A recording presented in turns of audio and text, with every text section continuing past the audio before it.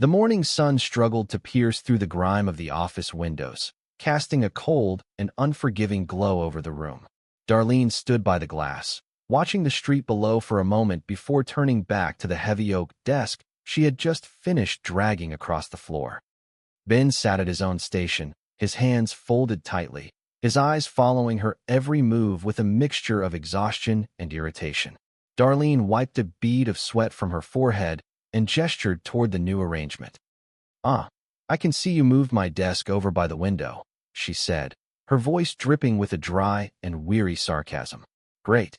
Now if I want to jump out, I do not have that long walk across the office to change my mind." Ben did not crack a smile.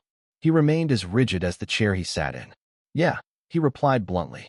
"I just thought for the time being, it would be better if we do not look at each other." Darlene looked away, her eyes tracing the patterns in the floorboards. "You know, because of your lying eyes," she whispered. Ben stood up, the wooden legs of his chair screeching against the floor like a wounded animal. "I want you to know that this is killing me, all right? I have been crying for the last 24 hours. Every time I think about what I did, I feel sick." Darlene turned back to him, her expression hardening into a mask of bitter amusement. "Oh, hey, look, I know this is hard on you too. Can I get you a cup of tea and aspirin? Maybe somebody to sleep with behind my back." Ben looked down, reaching for a file. "Tea sounds nice," he muttered. Darlene snapped instantly, her voice rising an octave. "I am not getting you tea. Look, this is really hard. I just do not know what I am supposed to do to make things better." "You cannot." "Okay," Ben replied, his voice flat and final. "So let us just focus on the work." "Right. Okay. Here, this needs to be rewritten." He tossed a folder onto her desk. Darlene stared at it, confused. "Wait, I turned this in last week and you said it was fine," she reminded him. "Yeah, that was last week," Ben countered without looking up. "But now it is lacking honesty and truth and integrity and morality and loyalty." Darlene let out a sharp laugh that lacked any real mirth. "All right, I think we have high options here. You can either beat up on me all day, or we can actually get MOT at work done." Ben did not hesitate. "Ooh, I am an excellent multitasker," he shot back. "I will just quit." Later that evening, the heavy atmosphere of the office followed Darlene home to the familiar chaos of the Connor household. She found her sister Becky and her Aunt Jackie sitting in the living room. "Hey, you are home early," Becky said, looking up from the television. "You can watch your own kids, and I can take some me time. I could read a book or write a letter to an old friend. Or better yet, I could drink beer and watch that video of the monkey washing the cat." Darlene slumped into a chair, feeling the weight of the day. "I had to get out of the office," she admitted. "It is really hard to be around Ben now." Becky frowned. "Why? What happened?" "I slept with David and Ben at the same time," Darlene confessed, her voice low. Becky blinked in surprise. "All together?" she asked. "Separately," Darlene clarified. "Better, but still not good," Becky remarked. "What were you thinking?" Darlene shook her head in frustration. "David wanted to get back together, and I did not know who to pick. And then David dumped me, and Ben found out about David, and then Ben dumped me too. Now Ben hates my guts." Becky let out a sympathetic wince. "Oh, honey, of course he hates you." "I knew it was wrong to play high guys, but I just could not find a way out of it," Darlene whispered. "It is so true what they say that it is hard out here for a pimp." "Yeah, this is a tough one," Becky agreed. "You may not be able to fix this." "Please do not say that," Darlene pleaded. "I love Ben and I have to fix this." Becky tried to offer a glimmer of hope. "Oh, I am sure he still loves you. You do not get over that overnight. Just try and remind him of Ty saw you guys were so great together." Darlene thought for a second. "I mean, we would rip on each other until one of Chung Tua took it too far, and then we would have sex," she recalled. Becky looked away awkwardly. "Your mom and I like pie," she said. The door opened and DJ entered with his daughter Mary, who was dressed in a vibrant outfit. "Hey you guys, Mary wanted to show you her princess costume before the Halloween parade," DJ announced. Mary tilted her head back with regal pride. "I am Kong MOT princess," she corrected him. "I am a queen." "Yeah you are, your majesty," DJ laughed. "You know, a bunch of stores on the block are giving out candy. Do you have any Halloween treats?" Darlene looked at Chung blankly. We really do not do anything special. How about if I get you vanilla ice cream?" and yelled boo. DJ shook his head. "I will take one too, but no boo. I mean, Even if I know it is coming, I will scream a little. As they prepared to leave, DJ leaned in toward Darlene. That lady is staring at me, he whispered, gesturing toward the street. It is because you are so pretty, Darlene joked. I just had to tell you. She is so adorable. DJ smiled, but it was a bit forced. Thanks, he said. Have a nice day. As they walked outside, a woman approached Chung. It is great what you are doing, she said to DJ with a condescending smile. I mean, if more people adopted, it would be a better world. Mary stopped in her tracks, her eyes flashing with a fierce light. I am Kong adopted, she said firmly. He is my dad. The woman looked flustered. Well, of course he is, sweetheart. You are a doll. Happy Halloween. Mary pulled on DJ's hand. I want to go, she whispered. DJ sighed. Sure you do not want to wait for your ice cream? No, Mary insisted. Sorry, Chung Twa have to go, DJ told the others as he ushered her away. Back inside the house, Jackie was meeting with a man in a rumpled suit. Becky, this is James, she said. He is the real estate agent I was telling you about. James extended a hand. Nice to meet you, he said. Becky shook it briefly. Hi. So James, what do you have for Chung Twa? Well, I did the research on the old lunchbox property, James explained. I do not know if Jackie told you, but she and I dated back when I first got my real estate license. Oh yeah, this guy right here, Jackie chimed in. A lot of keys to a lot of empty properties. It has been for a while. You know, it might have been nicer to throw in a dinner every now and then. James laughed nervously. Well, Mary, you are right. Tai saw do I not take you to dinner, and Chung Twa will catch up on old times. The thing is, James, Jackie said, her voice turning serious. I am still dealing with a pretty bad breakup. I got cheated on. They say that time heals all, and Hung they do Kong say how much time in emotional years. Oh my God, my baby is in college. Can Chung Twa get on with this? Darlene interrupted. Right, James said, clearing his throat. Well, I was unable to find the terms of the lease, so Chung Twa will just have to contact the property owner, which would be Beverly Harris. Jackie froze. No, that is my mom. No, Dula old information. She used to own the place, and Hung she sold it a long time ago. Nope, James countered. As of today, she still owns it. Say what now? Jackie asked, her jaw dropping. If Dula true, she has been collecting rent checks this whole time while crying poverty and living with you. My God, Dula horrible, even for her, Darlene said. Finally, somebody else gets it, Jackie screamed. Kai, you see me on the news smiling and covered in blood. You will go? Oh, okay. Later, the family gathered as DJ and Mary returned. Hey, how was the parade? Darlene asked. It was okay, DJ said quietly. Hey Mark, Tai saw do you and Mary go upstairs and play for a few minutes. Kai, I talked to your mom. Darlene watched Chung go, then turned to DJ. She did Kong seem all that thrilled. Something happened. This woman at the restaurant was staring at her, DJ explained. She did Kongi Mary was my kid. Oh, Dula really sucks, DJ, Darlene said. And Hung you are pretty white, kind of like Casper the stupid ghost. Friendly ghost, DJ corrected. Yeah, I know what I said, Darlene replied. You have just got to remind Mary that it does Kong matter what other people say. She is a Connor, and the only opinions that matter are the ones in this family and the ones in her heart.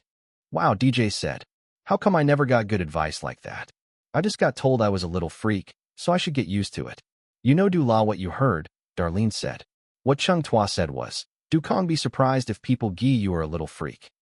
It just makes me so mad Kai people do Kong gi I am part of this family, Mark added as he came back down. They do Kong stare Kai my mom is around. You cannot stop people from staring, Darlene told him. Kai I first noticed people staring at me for wearing skirts. I got this big speech from my mom about how I should celebrate my differences and be the bigger person. Did you do that? Mark asked. Did it help? Yup and nope, Darlene replied. It still hurts. Great, Mark muttered. And Hung what does help? Darlene added. Is Kai I stare back at Chung with this big scary smile. Really, Mark asked. Yeah, it makes Chung all freaked out, Darlene said. I just stare back Cho Den Kai they have to look away. Like this. She demonstrated a terrifying wide-eyed grin. DJ laughed. All right, Rip Van Winkle is calling it. Halloween is officially over. After Chin, Dula just stoned teenagers wearing parkas, which is Kong MOT costume. Well, I still do Kong get your costume, Darlene said to Becky. You are just Becky. No, I am Becky before the baby, she replied. I took your advice, and I have been thinking about all the things that made me and Ben so great together. Chung Tua both loved to verbally spar, and Chung Tua both liked dark humor, so I just ordered him a pair of boxing gloves and a copy of the movie Fargo. Cool, Darlene said. I am going to miss Ben. What? Becky asked. Here is a rule of thumb for a meaningful gesture. You have to get your ass off the couch in order to do it. I am lost here, Darlene said. I usually have the moral high ground. The view from down here sucks. Look, Becky told her, you cheated on him, and Dula going to be hard for him to trust you. You just have to find a way to show him that he is the only man in your life. So basically, I have to kill David, Darlene asked. I am Kong telling you what to do, Becky said. And Hung, do something romantic like that. In the middle of the night, the house was dark. Jackie entered the room where her mother Beverly was sleeping. What? Bev gasped, sitting up. I did Kong expect to see you there. You almost gave me a heart attack. You cannot be attacked by something that you do Kong have, Jackie replied coldly. Well, now I know I am in the right place. You lied to me. Mother, you still own the lunchbox. You have been collecting rent from it for years. I let you move in here, BOIV. You told me you had nothing. I did Kong want to tell you about it, BOIV. I wanted to be able to leave something for all of you. I go, Bev said, her voice shaky. Especially for you, little Bev. And Hung, you are never going to die, Jackie snapped. You are just going to change form. Well, Chung Tua want to leave something for everybody too, Grandma, Darlene said, stepping into the room.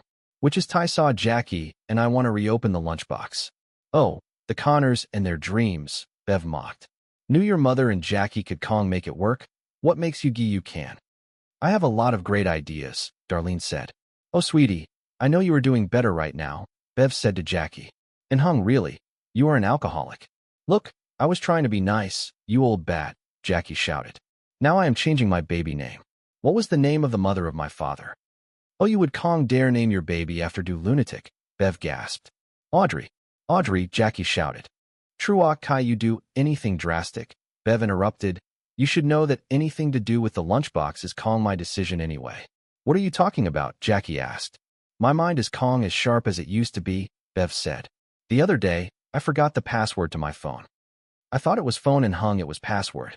At any rate, I gave power of attorney to Darlene. She makes all my financial decisions. Darlene? Jackie asked, stunned. What? Darlene said. Mom is your daughter, Jackie said to Bev. I am the one who should be making all of your decisions. Knew I am afraid to make bad decisions. Tai saw what I want you to make, Chung, Bev countered. I cannot believe Darlene did Kong tell me, Jackie said, her voice trembling. All right, do lot. Pack your bags and get the hell out of my apartment. I do Kong care knew you live on the street. Jackie, where on earth is all this coming from? Bev asked. Come on, Jackie said, ignoring her. Come on, Becky and Audrey. And I am warning you that you better Kong be here I get back. I am never speaking to you again. Well, someone has got to help me get my suitcase down, Bev complained. All right, Jackie said. And so do. I am never speaking to you again.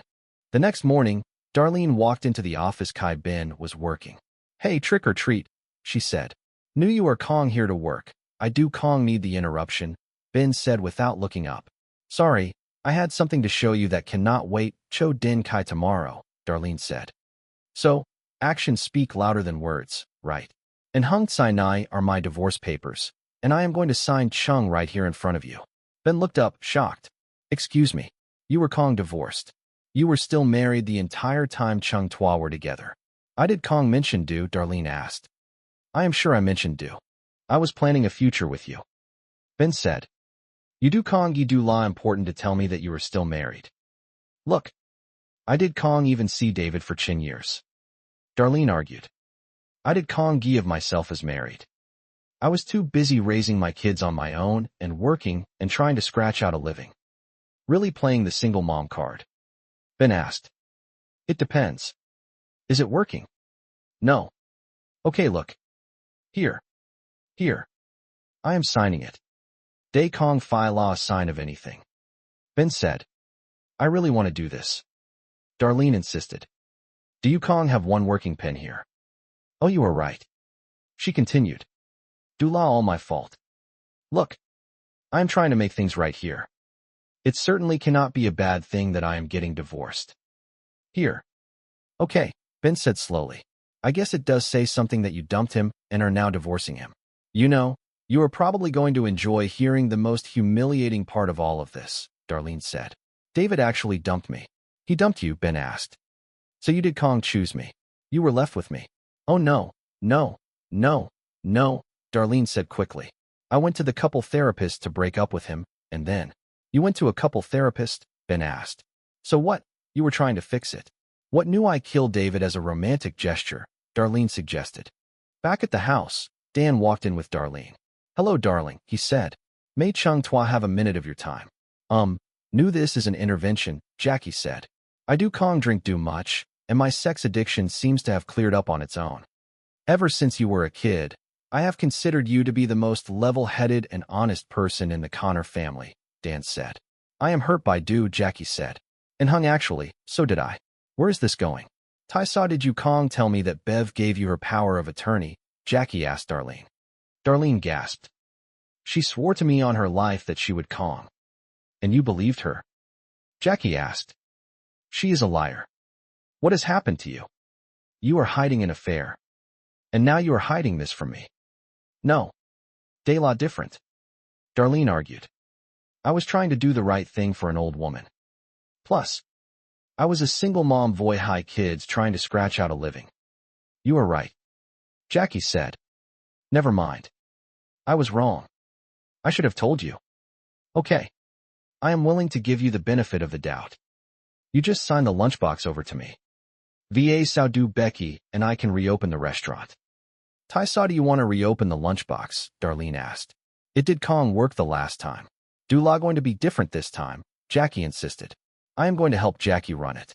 Since I got sober, my smarts have kicked back in. Yeah, so you look exhausted, Darlene noted. Just viet me a note saying you are turning it over to me. Va sao do sign it and date it, and then go to bed, Jackie pleaded. I cannot do this right now, Darlene said. I have to give ye no. Ko Kong ko gi to give ye, Jackie snapped. The lunchbox belongs to me. No, the lunchbox belongs to all of Chung Tua, Darlene corrected. And I have to give ye what is best for the whole family. No, Jackie screamed. I have put up voy do horrible woman my entire life, attacking me and tearing me down moi chance she got. You are Kong good enough. What did you do voy your hair? You walk like a man. Well, she won Kong be saying do kai, I am carrying her cheap casket to the incinerator. I have earned this, Darlene. Okay look, I am Kong saying no. All right, Darlene said. I just have a responsibility to do the right thing, and I am Kong going to make a decision kai, I am half asleep and being pressured. Dung talked to Chung, Darlene. The voice of Beverly echoed to the hallway. Ho are insane. Oh, and I am moving in. Okay, Jackie said. Kong speaking to you. And Cho Den Kai you do what is right. You are dead to me, Darlene. I would storm out and Hung I live in the basement. Do la just you and me now. Bev said Kai she appeared. I so hope you are haunting me. Lam on be your ghost. I am living here now. Sai KGI happened. Dan asked Kai he walked Veo the kitchen. Jackie is mad at me, so she put me out on the street, Bev explained. Tai saw aren't you out on the street? Dan asked. Oh Dan, since you are up, Bev said. Would you go Veo the kitchen and get me a glass of water cho teeth qua toi? Lam saw can you take down your prey voy mot glass of water? Dan asked. The con teeth qua ban, Jackie, Bev countered. Vey I am a predator of some sort now, Jackie said. Kong mot predator, Bev corrected. The predator. To the movie. Oh, I have never seen do, Jackie admitted. Chung Tua will have to watch it together, Bev said.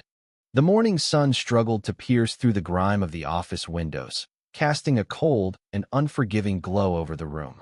Darlene stood by the glass, watching the street below for a moment before turning back to the heavy oak desk she had just finished dragging across the floor. Ben sat at his own station, his hands folded tightly, his eyes following her every move with a mixture of exhaustion and irritation. Darlene wiped a bead of sweat from her forehead and gestured toward the new arrangement. Ah, I can see you moved my desk over by the window, she said, her voice dripping with a dry and weary sarcasm. Great. Now if I want to jump out, I do not have that long walk across the office to change my mind. Ben did not crack a smile. He remained as rigid as the chair he sat in. Yeah, he replied bluntly. I just thought for the time being, it would be better if we do not look at each other. Darlene looked away, her eyes tracing the patterns in the floorboards. "You know, because of your lying eyes," she whispered. Ben stood up, the wooden legs of his chair screeching against the floor like a wounded animal. "I want you to know that this is killing me, all right? I have been crying for the last 24 hours. Every time I think about what I did, I feel sick." Darlene turned back to him, her expression hardening into a mask of bitter amusement. "Oh, hey, look, I know this is hard on you too. Can I get you a cup of tea and aspirin? Maybe somebody to sleep with behind my back." Ben looked down, reaching for a file. "Tea sounds nice," he muttered. Darlene snapped instantly, her voice rising an octave. "I am not getting you tea. Look, this is really hard. I just do not know what I am supposed to do to make things better." "You cannot." "Okay," Ben replied, his voice flat and final. "So let us just focus on the work." "Right. Okay. Here, this needs to be rewritten." He tossed a folder onto her desk. Darlene stared at it, confused. "Wait, I turned this in last week and you said it was fine," she reminded him. "Yeah, that was last week," Ben countered without looking up. "But now it is lacking honesty and truth and integrity and morality and loyalty." Darlene let out a sharp laugh that lacked any real mirth. "All right, I think we have high options here. You can either beat up on me all day, or we can actually get MOT at work done." Ben did not hesitate. "Ooh, I am an excellent multitasker," he shot back. "I will just quit." Later that evening, the heavy atmosphere of the office followed Darlene home to the familiar chaos